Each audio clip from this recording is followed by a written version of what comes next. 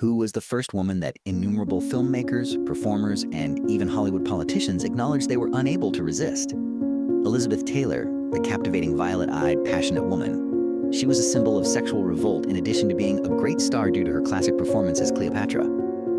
There are still a lot of unresolved concerns regarding the reality behind her 8 quick marriages, crazy nights, and intense love affair with Richard Burton. Why did Richard Burton and Elizabeth Taylor get married twice? And why did she get so notoriously involved in romantic relationships? Watch this film through to the finish to learn the unsung tale of her life. Because of her tumultuous romantic life, Elizabeth Taylor frequently appeared on the front pages of tabloids. However, many people are unaware that beneath the glitz, she was a clever, compassionate woman who was acutely aware of other people's suffering. Elizabeth was born in 1932 to American parents in Hampstead, England, and her family relocated to California in 1939 to avoid the World War II bombings. Her mother, Sarah Southern, was a well-known Broadway actress, and there were rumors that she had a romantic relationship with MGM mogul Louis B. Mayer. Elizabeth was the total antithesis of her mother, who was renowned for being kind and tactful. She was brave and outspoken from an early age, and she never concealed her disdain for the mayor, whom she considered to be cruel, domineering, and haughty. At one point, Taylor made a joke about how he looked like a clumsy penguin who just crushed people beneath him. Elizabeth Taylor started her acting career at a very young age. She starred in National Velvet when she was just 12 years old, and it was on the set that she had an accident that would leave her emotionally and physically damaged. She suffered a severe back injury when King Charles, the horse who was always kind to her, abruptly flung her off. Elizabeth, however, was not resentful. After the movie ended, she actually wanted to keep King Charles, demonstrating her extraordinary ability to forgive even when she was the one who suffered. She had to fight chronic pain for decades as a result of that injury, though. Her adolescence was anything but tranquil. Once, after Mir had insulted her mother, the young Elizabeth brazenly warned him that he and his entire studio may burn in hell. Demands for an apology followed her outburst, but Elizabeth vehemently refused. She matured quickly because to her courage and ferocious attitude, but it also sparked startling rumors. According to some biographers, Elizabeth was quite young when she had a brief romance with Ronald Reagan, who was 36 at the time. The story merely adds another dramatic element to the already contentious life of the screen star, despite the fact that it is still unproven. Taylor first wed Conrad Hilton Jr., the heir to the Hilton Hotel empire, in 1950. There were terrible realities hidden behind what appeared to be a fairy tale wedding. Many historians think that MGM planned the whole union to increase their burgeoning star's publicity. Everything was planned, including the extravagant bridal gown, the honeymoon nightgown, and an extravagant publicity campaign. But it became a nightmare as soon as the doors closed. Hilton was a gambler, a drinker, and even violent with Taylor. Her marriage ended in sadness after just 3 short months, leaving her mentally damaged. Rather than showing sympathy, MGM made Elizabeth's star in love is better than ever as retribution for her husband's desertion. Hilton wasn't the only one who attempted to use her as a commodity. The eccentric director and wealthy inventor Howard Hughes reportedly offered her parents a huge sum of money simply to marry her, but Elizabeth was astute enough to reject him, refusing to be traded like a commodity and adamantly claiming her worth and autonomy. Michael Wilding, a British actor 20 years her senior, was her second husband. Elizabeth first felt at ease after being married. They appeared to be a nice family with 2 sons. But when Taylor learned that Wilding frequently threw lavish pool parties and invited young ladies for amusement, that tranquility quickly fell apart. She had to deal with betrayal and the dissolution of her marriage once more. However, there were other scandals related to their connection. Hedda Hopper, a sharp-tongued gossip journalist, asserted that Wilding was concealing his attraction to males from his young spouse. Hopper even hinted at a deeper connection between Wilding and Stewart, his close friend. Nevertheless, Taylor and Wilding carried on with their union. Nevertheless, Hopper continued to publish a number of suggestive stories that suggested Wilding flirted with other people on a regular basis. Fans were devastated when James Dean, the young man who personified Hollywood's rebellious spirit, passed away too soon. But when Dean was killed in a vehicle accident when he and Rock Hudson were filming Giant, no one grieved him more than Elizabeth Taylor. The whole crew was in stunned silence after hearing the devastating news. But the icy and uncompromising director George Stevens made Elizabeth, who was in profound mourning, film a reaction scene with Dean right away. She sobbed, overwhelmed with rage, and carried that grudge with her for the remainder of her life, never being able to forgive Stevens for his brutality.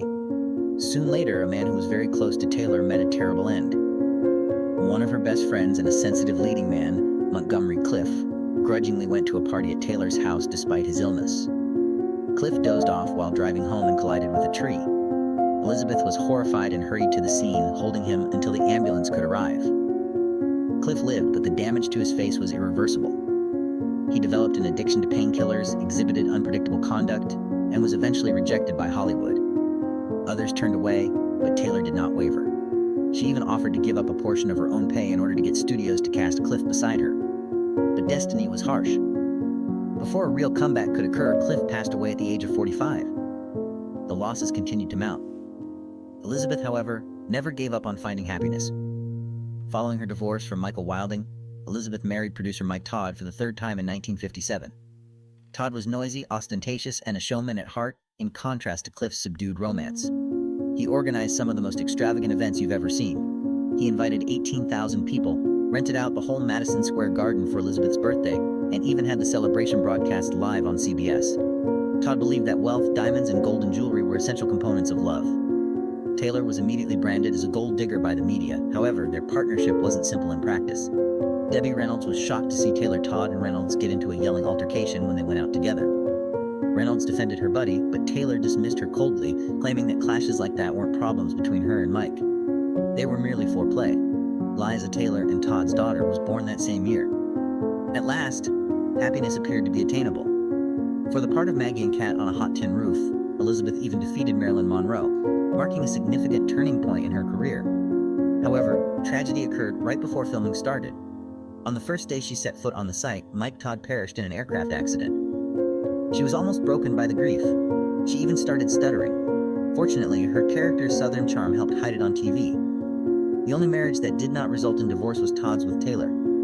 Along with Richard Burton and her renowned jewelry collection, Elizabeth Taylor subsequently claimed that Mike Todd was one of her 3 greatest loves. But the media frenzy her subsequent marriage caused was far worse than the problems surrounding her time with Todd. Taylor escorted Eddie Pfizer, the husband of America's beloved Debbie Reynolds, down the aisle just hours after he signed his divorce papers. It was nearly unbelievable. Elizabeth had just come out of grieving for Todd when she stole her best friend's husband in public. She allegedly yelled, "Don't you know I could kill you with this crutch? God, do you think I care if this is the biggest scandal in Hollywood and all of America?" Taylor and Debbie Reynolds had one of the closest connections in the entertainment industry prior to this betrayal. When a cruel twist was revealed by the press, the story became even more stunning. Debbie called her buddy while Fisher and Taylor were having an affair in secret. However, Elizabeth wasn't the one who answered. It was her own husband, Eddie Fisher. Debbie said calmly and almost cruelly, "Hi, darling." Roll over and put Elizabeth on the phone. The line became iconic, a searing snapshot of a woman who lost both her husband and her best friend at the same time. Taylor faced backlash everywhere, public outrage, and accusations of betrayal.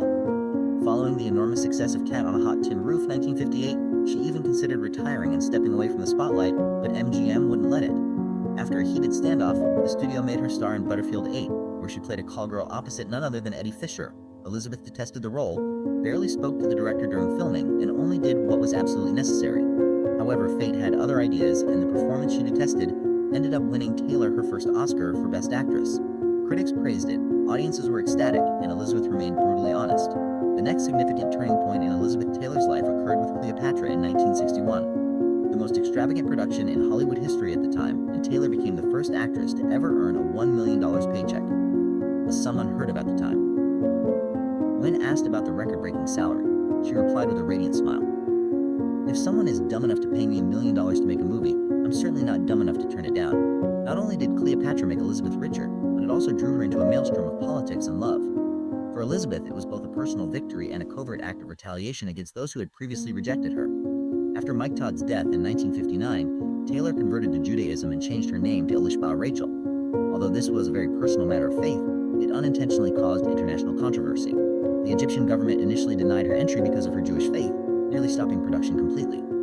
Eventually, the sheer size of the film forced Cairo to back down, but the political stain made Taylor an even bigger target for the press. And that was only the beginning. Cleopatra also sparked one of the most notorious love affairs in Hollywood history, Elizabeth Taylor and Richard Burton, who were married at the time. In the midst of this media frenzy, Taylor once again faced death.